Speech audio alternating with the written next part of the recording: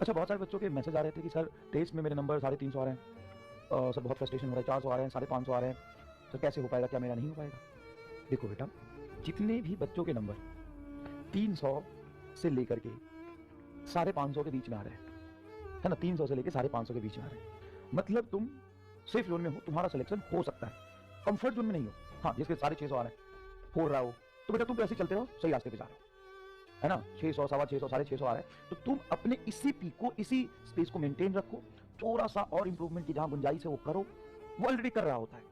तो जिन बच्चों के नंबर 600 प्लस आ रहे हैं, 600 प्लस आ रहे हैं, तो तुम तो इसी पेस से चलो, और तुम्हें अपने जहां भी थोड़ी थोड़ी कमियां दिखाई दे रहा हो उसको इंप्रूव करते चलो, तो और जान लगाओ, हमेशा बेहतर की गुंजाइश होती है। 600 है, 700 तो नहीं है ना, और जान लगाओ, ठीक है। और कैसे लगाना है तुम बेहतर तरीके से जानते हो। लेकिन जिनके नंबर 300 से 550 के बीच में आ रहे हैं, बेटा ध्यान से सुनना, इसका मतलब ये नहीं कि तुम्हारा सिलेक्शन नहीं होगा, इसका मतलब ये है कि अपने स्टडी पैटर्न को, टेस्ट की प्रिपरेशन को, बिफोर टेस्ट जो आप करते हैं और टेस्ट में जो आप करते हैं 3 घंटे में, और आफ्टर टेस्ट, टेस्ट की एनालिसिस और उसके अकॉर्डिंग पढ़ाई, इन तीनों चीज को रिव्यू करना पड़ेगा। मेरी बात ध्यान से सुनिएगा, मैं क्या कह रहा हूं। टेस्ट के पहले की प्रिपरेशन कैसी है, टेस्ट में 3 घंटा आप कैसे बिता रहे हैं, और टेस्ट के बाद आप उस पेपर को कैसे एनालिसिस करते हैं, उस पर कैसे काम करते हैं, तीनों को एक बार सोचो। कैसे सोचे सर, क्या करना चाहिए हमें? देखो बेटा, देखो, अगर तुम्हारे 400 नंबर आ रहे हैं, मैंने एवरेज ले लिया बीच में, 400 नंबर आ रहे हैं, 400 ऑलरेडी 720 का ऑलमोस्ट 60% है। हाँ सर, भाई साहब 60% नंबर तुम ला रहे हो, मजाक थोड़ी ना है। 50% 60% नंबर ला रहे हो, मजाक थोड़ी ना है। तो सही से सिलेक्शन थोड़ी ना होगा, तो पेपर आज थोड़ी ना हो रहा है। सुनो ध्यान से, अगर तुम्हारे इतने नंबर आ रहे हैं, तो प्रिपरेशन जब तुम कर रहे हो, तो क्या तुम्हारा सिलेबस पूरा हो जा रहा है? अगर हाँ, तो ठीक बात है, अगले जाएंगे स्टेप पे। अगर नहीं, अगर सिलेबस कंप्लीट नहीं हो रहा है, तो अब यहां पे रिव्यू करो कि मैं टेस्ट में बैठने से पहले टेस्ट की सिलेबस को कैसे कंप्लीट करें। नंबर कम आने के बहुत सारे रीजन हो सकते हैं। पहला रीजन तो ये कि हमारा सिलेबस नहीं पूरा नहीं हुआ। तो अगर तुम्हारा सिलेबस पूरा नहीं हुआ है, तो ऐसा करो कि कभी भी एग्जाम से 2 दिन पहले या 3 दिन पहले प्रिपरेशन स्टार्ट मत करो। कम से कम 1 हफ्ते का टाइम लो, और रोज 1-1, 1.5 घंटा उस पर्टिकुलर एग्जाम के लिए डिवोट करो। सबसे पहले फिजिक्स की तैयारी करो, क्योंकि सर फिजिक्स आपका सब्जेक्ट है। नहीं, फिजिक्स की तैयारी पहले कर लोगे ना, उसको भूलोगे नहीं। बायोलॉजी मान लो तुमने मंडे को पढ़ लिया, संडे को एग्जाम है, तो सैटरडे तक सब भूल।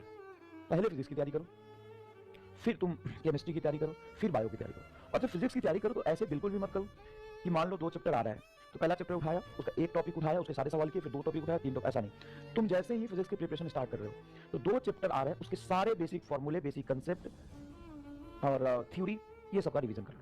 फटाफट 2 घंटे में हो जाता है, कोई खास बात नहीं। थ्योरी बोल रहा हूँ मैं, पूरा पढ़ लो, एक कॉन्फिडेंस आएगा। उसके बाद नोट्स के जो सवाल हैं वो करो।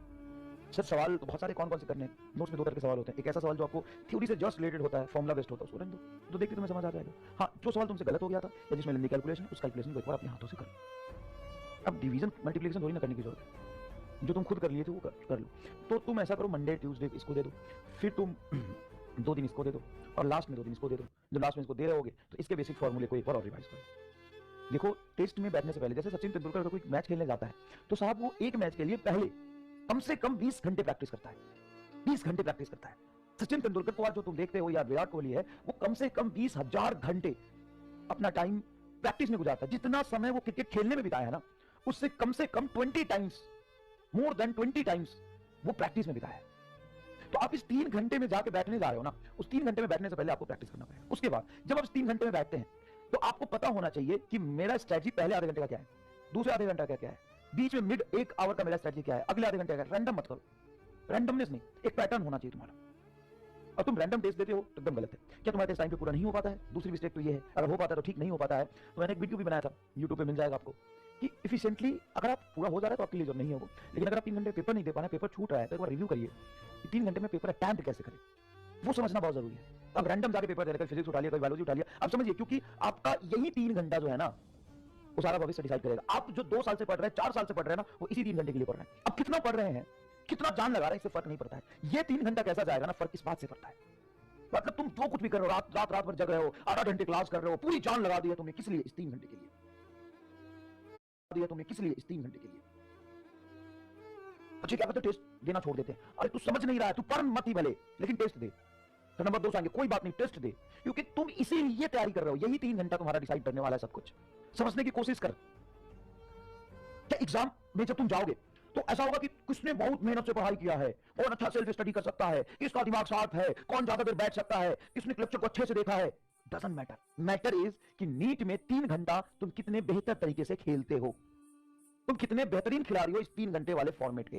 फर्क इस बात से पड़ता है। तुम में बहुत अच्छा नॉलेज है, लेकिन नॉलेज को अगर मार्क्स में नहीं कन्वर्ट कर पा रहे हो, कोई मतलब नहीं है। सब कुछ इस 3 घंटे पे डिपेंड करता है। मैं तो कहता हूं, अगर तुम डीपली सोचो, जैसे नीट का पेपर हो गया, पेपर को घर पे लाओ, आराम से सॉल्व करो, समय लो, तो पता है तो लगेगा पेपर तो बहुत आसान है। तुम 720 में से 700 नंबर लाने के हकदार हो।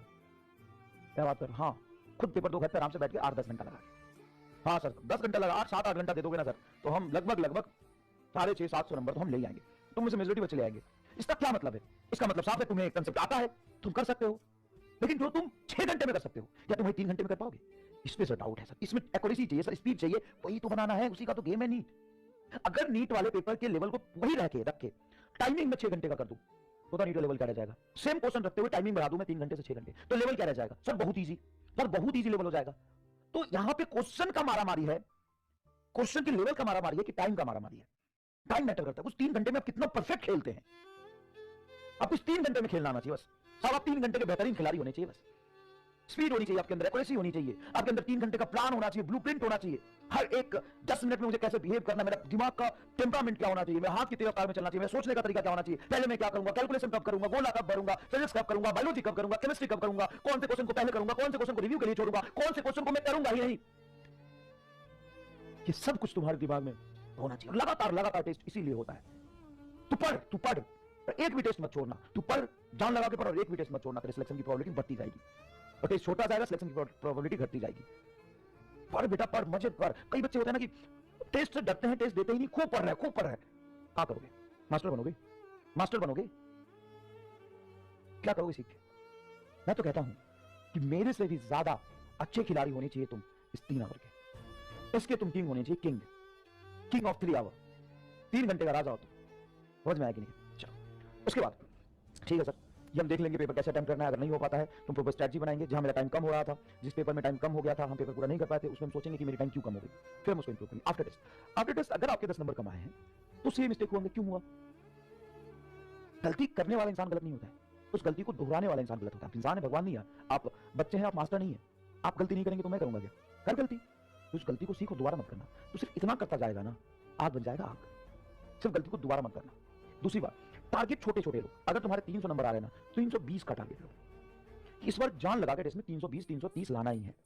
एक बार ये अचीव होगा, इंप्रूवमेंट धीरे धीरे होता है, धीरे धीरे इंप्रूवमेंट होता है। देखो, marks versus number of test, अगर तुम ये सारी चीजें फॉलो करते चलोगे, छोटे छोटे स्टेप करते चलोगे, तो तुम्हारा ग्राफ ऐसा होगा। ये टाइम वर्सेस सक्सेस का भी ग्राफ ऐसा ही होता है। तो जान लगाता जाएगा, तेरे मार्क्स इंप्रूव नहीं होंगे, लेकिन लगातार ये तीनों ही स्टेप अच्छे से फॉलो करता रहेगा। टेस्ट के पहले पूरी प्रिपरेशन, टेस्ट में 3 घंटा कैसे बिताना है वो चीज, और टेस्ट में जो गलती हुई है, जो भी मिस्टेक्स हुए हैं, या कोई नया क्वेश्चन सीखने को मिला, उसको इंप्रूव करो, अपनी गलती से सीखो। नया कंसेप्ट सीखने को मिला तो उसको वेलकम करो, याद रखो, गलती को दोबारा मत करो, ये चीज फॉलो करते रहो। ऐसा ग्राफ बनेगा सब ऐसा। अगर तुम्हारे 550 नंबर आने तो डिमोटिवेट क्यों हो रहा है? तो बहुत अच्छी बात है। और इंप्रूवमेंट ठीक करना है हमें 6 महीने में। सिर्फ सिलेबस नहीं खत्म करना, सिर्फ रिवीजन नहीं करना, हमें उसको 3 घंटे में जाके नंबर में कैसे कन्वर्ट करना, ये आना चाहिए। तुम 3 घंटे